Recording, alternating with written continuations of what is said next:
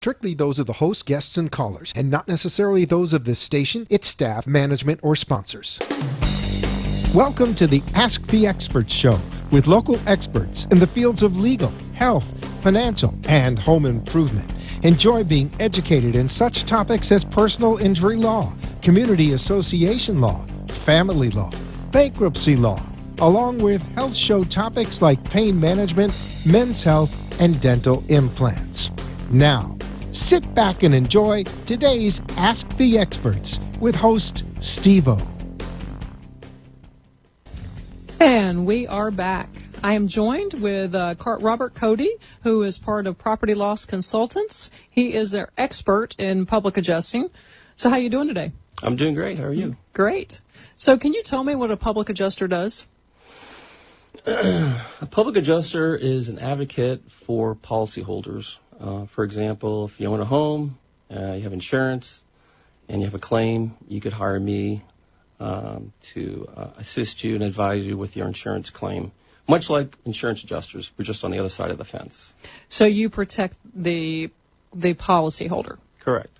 Right. So if I'm in a situation where I'm just constantly being denied, you're going to come in and help me.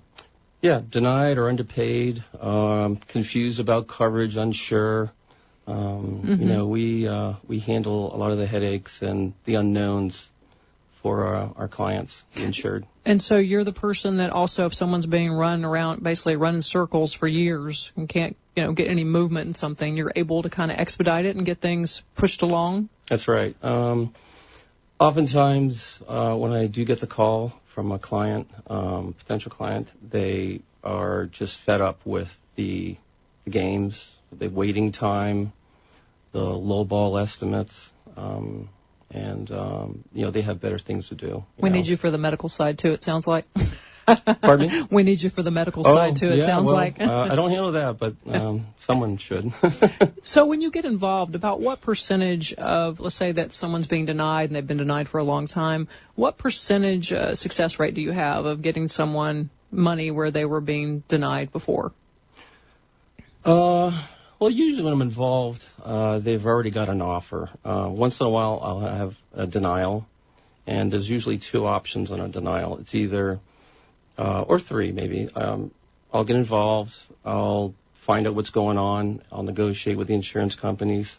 That doesn't work. We can demand or request mediation. Mm-hmm. That's just bringing us to the table. We could bring in, experts, roofers, engineers. Mm-hmm. And if that doesn't work, then there's always lawsuit. Which is hopefully the last resort. Yeah, hopefully never get there. But it's becoming more and more common today. Lawsuits becoming more common, not mediation. So mediation's often unsuccessful. I've had some good luck lately. It all depends. But mediation, you should at least give it a try. Yeah, exactly. Yeah, to avoid the cost. Exactly. It can be very lengthy once you get, an attorney involved. They get paid for their time and expense, and it can be dragged out. So then they're also, of course, paying you, paying the lawyer. It just becomes a big nightmare, right? Correct. So how long have you been doing this? I got involved in the business in 1992, working for a major insurance carrier, and I left them to go independent, and then I became a public adjuster in 2001. So what made you decide to go out on your own? Representing the other side, the people who really need to be represented, because, people usually don't have many claims in their lifetime, one or two, so you don't really get the experience. And what happens over time is policies change, and the insurance company has just gotten, it's become a really small circle of coverage. From your policy. They keep taking away more and more coverage. And or putting these loopholes that you would have missed that, just finite details. Right. Something as common as a water claim, like a roof leak, wall leak, they're taking those out of the policies. The coverage, you have to pay extra for that. And so it's becoming like a catastrophic type policy. Where it used to be standard. It used to cover almost anything, everything. I mean, didn't they separate it even back before? Like, of course, that's weather versus just a leak, a normal leak that you have, roof damage. Yeah, they started to separate coverages, and wind is one of them. They started to separate here in Florida. Wind and, in other parts of the country, earthquake. Flooding. Became like a la carte, just adding and adding and adding, But they tempt you with the low premium, but it's bare minimum coverage typically. So what you used to get before in a bucket, now they've started breaking out to per diem kind of thing? Mm-hmm. Right. That sounds right. Yeah. Well, that sounds, like an insurance company. Yeah, exactly. So how long do people wait to hire you before dealing with the, adjuster assigned by their insurance company? Usually, if I'm hired after the fact, it's usually a couple months have gone by. Mm-hmm. That's usually when they just reach the end of the rope. Mm-hmm. And but the insurance company has 3 months to pay or deny your claim in Florida, and that's a really long time. It can be if you're waiting for money to fix something that's detrimental. Living with, a missing roof, mold or water damage, things, drywall taken apart. I mean, it's no fun, and it seems like insurance companies, take advantage of that. 3 months is a long time. Yeah, it is. But I'm usually hired before the 3 months. So they get frustrated enough that they contact you. Correct. And how do they find you? I mean, how do they know to go to a public adjuster? Good question. Most of the time, I'm referred by past clients of mine, or maybe even friends or family. But I can be found on the internet, possibly on Facebook or some other social media. Why don't you give folks your number, your website, and your social media? My phone number is 954-205-4455. That's my personal cell. Mm-hmm. And my web address is propertyloss, that's LOSS.net. And then where you're on Facebook under Property Loss Consultants? Yes, I am, correct. Any other social media outlets that you use? Trying to remember where my SEO guy left off, and I believe that I've got Twitter as well. You could get some Instagram photos of that mold. Yeah, that's a good idea. I don't think I have Instagram for my business, but I should. So what kind of qualifications do you have to be a public adjuster? Really, a license and license to be bonded. in the state of Florida? Yes, by the state of Florida, just like an insurance adjuster is. But it's just a little different. It's probably a harder test. Mm-hmm. And we're required to be bonded. And for folks who don't know what that means, what does that mean? What? Bonded. What does bonded mean? Mm-hmm. Well, that's in case a check comes in and I run off with your money. You can, We've got some insurance that we're going to get it back. Exactly. It's just additional insurance. Correct. Well, that's particularly good in South Florida. Yes. I remember when I first moved here, there was a mechanic who worked on my car, and he said, let me give you some tips on South Florida. He goes, don't prepay and don't trust anyone. Welcome to South Florida. Mm-hmm. Right. So if you have been working with a client for a long time and you go to mediation, it looks like you're preparing for trial, how often does it settle out before you actually go to trial when you're working, trying to get the insurance companies to pay the claim? Trial, when you take them to court? Almost never. It's very rare. Really? So they've already decided pretty much if it's not going to settle? It's really, when an attorney takes over, it's kind of a continuance of what I've been doing. It's just the attorneys now. And they're also required to go to mediation as well before a trial. So it almost never goes there. And all the years I've been doing it, maybe twice. Because the insurance companies are just so large and so powerful, they figure they'll take their chances. Everybody wants to settle. Yeah. Everybody gives in and come up with a number something in the middle. Mm-hmm. So what if the insurance company has paid a small amount of the claim? Can someone still get you involved because they don't feel it was an adequate amount, but they've accepted what was given? Yes, that's what usually happens is when I get the call from a client who's already had a claim, they've gotten a payment. And just because you get a payment doesn't mean that the claim is over and final and done with. The insurance company, the state statute is 3 years to report the claim and negotiate the claim. Oh, okay. You have 3 years. Mm-hmm. What happens after 3 years? It used to be 5, but that's a long time actually. But what happens, I'm not really sure. Usually it's hurry up and get it done before that time arrives, which Hurricane Irma, the 3-year is coming up, September 10th. So there are people still trying to get paid out for that. I've got a few new ones, so, I'm encouraging people that do have a hurricane claim, if they're not happy with it, to call and have me review their claim. Or if not reported a claim, I'm doing a lot of new inspections on roofs that I'm finding damage from Hurricane Irma. So people didn't realize it, but so you come out and you also inspect the home. Yeah, I give free inspections, and then I reevaluate or evaluate your policy and let you know what I think about the claim. And I've gotten some recent new work out of it.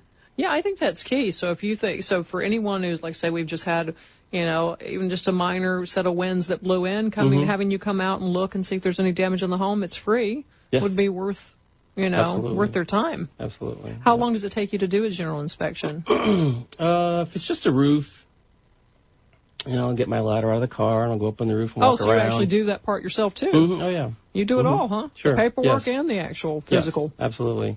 It takes maybe within an hour to do just to walk look the at roof. the policy, look at the roof, and tell you what kind of damage I found on the roof. So it's really a no-brainer to give me a call and have me do that for nothing. What if people find leaks kind of some period after the hurricane, within a certain range? Is there a certain range they had to report that because it causes mold? Is there a certain range that they would have had to report that leak after a hurricane? Yeah, the policies have a section under conditions where you're supposed to give prompt notice to the insurance company when you realize you have a claim. Mm-hmm. Now, I'll give an example. So Hurricane, let's say Irma hits in September, and, 6 months go by, and, you didn't realize you had damage the whole time until you call someone like me, and I go up on the roof and we find it. Well, when you realize you have the damage or a loss, and you report it, that's prompt notice. Mm-hmm. I mean, at least in my eyes it is. Yeah. And I've done that numerous times and gotten coverage. But you're supposed to report the claim right away. And but let's say they don't notice a leak till later. I don't know. Yeah, that's fine. The problem becomes, though, is if you had the leak after a storm and you repair it before the insurance company can see it, now you've prejudiced the claim. So what happens then? Well, the insurance company can use that against you and say, we had the right to inspect the damage. It's repaired. We can't pay you for it now. So that becomes a problem. So you may have to live in a mold-infested house, as you mentioned earlier, until things get settled or they get someone out. How quickly do they usually send someone? Usually within a week. But if it's been a big storm... Yeah, okay, well... then they were different scenario, right? You've got a little bit longer. But you're supposed to contact, I believe, within 48 hours of getting notice of the claim. So let's say it is like a major hurricane, and there is significant damage. You are worried about living in a home that's going to now have mold damage or health risk. Maybe you have a child with asthma, or you have asthma. What's your right? You can't touch it. You can't fix it yourself. What do you do? Documentation is key. You should take pictures. You should notify the insurance company as soon as you can, but you also got to protect your property from further damage. So let's say you had a pipe break and floods your home. First thing you do is call a plumber and call a restoration company. And whatever damage they do. I mean, you got to do. They basically document what they're doing. They take pictures. They know to document for the insurance company. Yes, pictures and videos and. Moisture meters and dry logs and things like that. So, of course, you have to basically, if there's an emergency, you're basically going to put out the fire. Right. And then the people you hire, you just hope they do a good job documenting. Correct. And notify the insurance company as soon as you can. Is there ever a time where they might contact you at the same time, like we were talking about earlier, and just having you, before you hire someone, have you come out? I can be the first call because I can report the claim for them. And when I do that, you cross your I's and or cross your T's and dot your I's. Right. And do it properly. There's a proper way to do things, and, I make sure that gets done. So the client basically has to hire you and pay it out of pocket, but hopefully they get enough with their claim that maybe some of your services would be covered? Is that possible? Or Oh, yeah. When I'm hired, basically, it's illegal for me to take any money. I don't take any money up front. Okay. My fee is, it varies. It's usually from 10 to 20%. And I don't get paid until the check arrives that I negotiate. So if I'm reopening a claim that you hadn't been paid on, I can't take anything from that.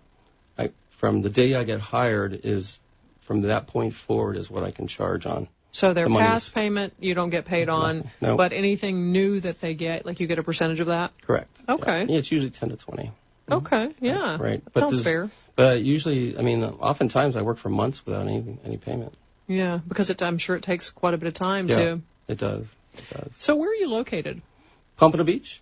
Okay, so give folks your number and your website again, and we're going to go to a short commercial break. Sure. 954-205-4455.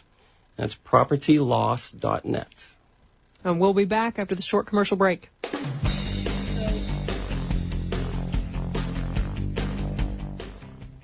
Do you have a property insurance claim, whether ongoing, underpaid, closed, or even denied? Don't go it alone and try to handle it yourself. The insurance company's claims adjuster's job is to pay you the least amount possible. Let Robert Cody from Property Loss Consultants handle your claim and get you the legal maximum amount possible. Public adjuster Robert Cody represents only the policyholder, and he has no affiliation with any insurance companies. Property Loss Consultants cover the state of Florida with concentration in Dade, Broward, Palm Beach, and Martin counties. Public insurance adjuster Robert Cody uses his skills that he learned as a former claims adjuster to get you the most money for your property loss. Robert handles hurricane damage, water damage, fire, vandalism, roof, and wind damage claims. He will get you top dollar for your claim. See why so many businesses and property owners trust public adjuster Robert Cody to get their claims settled for the highest amount. Call Robert today at 954-205-4455. That's 954-205-4455.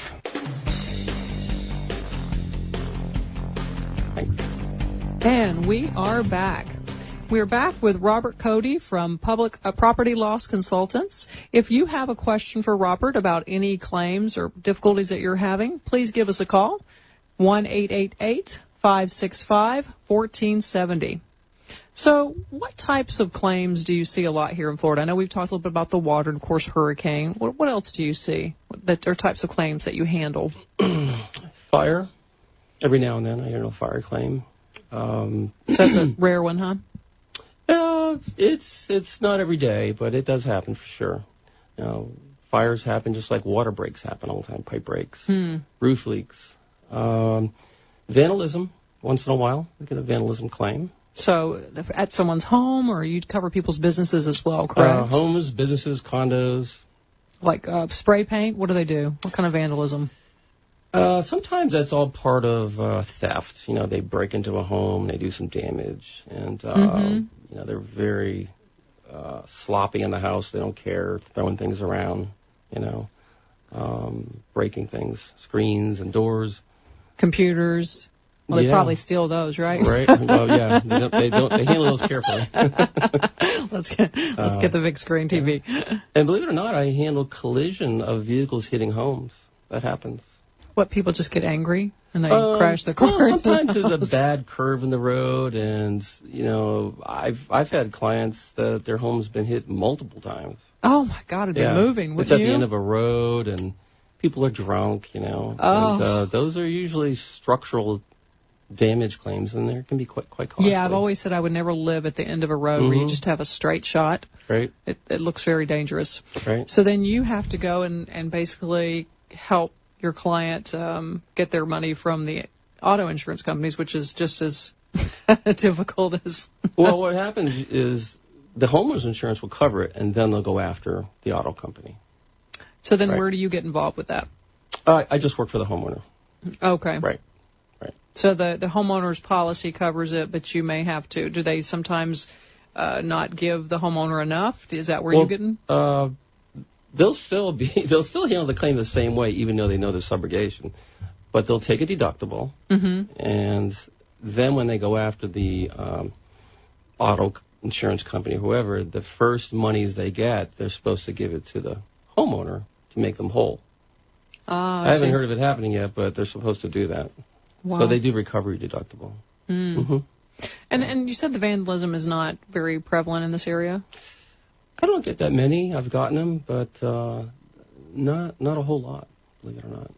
Yeah, mostly wind claims and water break, pipe breaks and the like wind that. damage. We've been very fortunate, knock on wood, with weather lately. So hurricane season for you must be a busy time. Yeah. Yeah. Yeah. That and tornado. I've moved to different parts of Florida, West Coast. I've moved to the Keys to handle the claims. Oh, the Keys must have kept you busy. It's devastating down there. I haven't been there in a while since I moved, but that was quite a bit of damage. But now, you don't still work down there and cover that area? You just cover basically? I would go almost anywhere in Florida. Oh, okay. Yeah. So you're in the if car it's a large enough claim, or I can refer, if I'm not going to go that far, I'm going to refer them to someone I know, someone in my group. Right. Yeah. What are some tips you can give folks to basically when they're trying to select a public adjuster? Good question. So you'll find them everywhere online, and I would look for someone who is experienced, someone you like, comfortable with. Maybe choose somebody from an association. Like a homeowners association? No, what do you mean, we have association? associations. Ours is the one I belong to. Is called FAPIA, Florida Association of Public Insurance Adjusters, and we have biannual meetings, and we get credits, and we get educated by attorneys. How often do you have to get continuing education? Good question. So we, the senior ones, like I'm considered a senior adjuster now, 20 every 2 years. And for the it's 24 every 2 years. So the laws are constantly kind of changing, and is it tough to stay on top? It really is. It's a What lot of education. You can't get too much. What are some of the things that have changed recently, like this year? Well, this year, in the last couple of years, managed repair.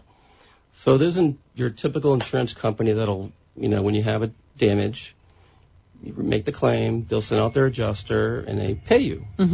Well, there's several insurance companies, even local here, that they do their own repairs.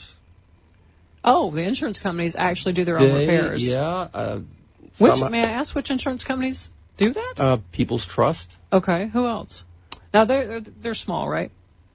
People's Trust. They're here in I think Deerfield Beach. Okay. But they're not that small. They're pretty. They're all over South Florida. Okay. Yeah. And trying to remember the other companies. A couple others. They do their own we repairs. usually don't want to handle those, but we're learning how to. And the hardest part is getting paid and going through the proper steps to get to a number that the homeowner is happy with. So why were you reluctant to work with them before? Payment, mostly.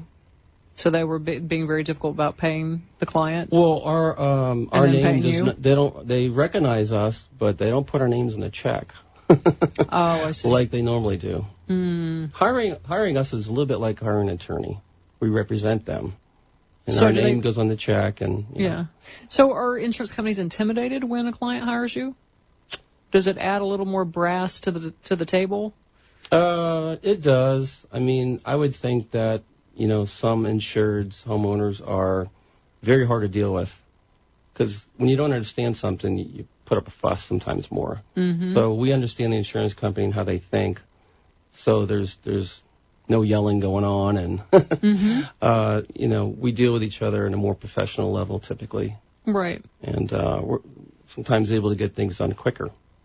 But just by getting involved? Yeah. Is that so? In 80% of the cases, do you find that's what happens once you get involved? Or is that a high number? Well, to be honest with you, a lot of times to get what you want, you got to wait. You got to be patient. That's the biggest thing I ask for my clients. I ask for three things. I ask for trust. Trust me to, when you hire me, trust me to do the right thing for you. Cooperate. Let me do inspections, let the insurance company inspect, and be patient. Mm-hmm. In that order. And patience is how you get the most money with insurance companies. Yeah, you're going to need patience with insurance companies. No doubt. So you seem very calm and like you have a great demeanor. So you're probably very very helpful to clients who are stressed out about the leaking roof. And Right. So what's the most difficult type of claim to process that you've really just noticed that is just takes a lot of patience and time? Well, some of my newer clients are Hurricane Irma claims. Mm-hmm. And so when you report a claim 2 years down the road with an insurance company, they just don't react as well as they would if it was just a couple of months. So we have to go now, but I've enjoyed speaking with you. And give them your phone number one more time. Thank you. 954-205-4455. Thank you for your time. And this is the end of Ask the Experts. And we will talk to you again on Monday. Thank you.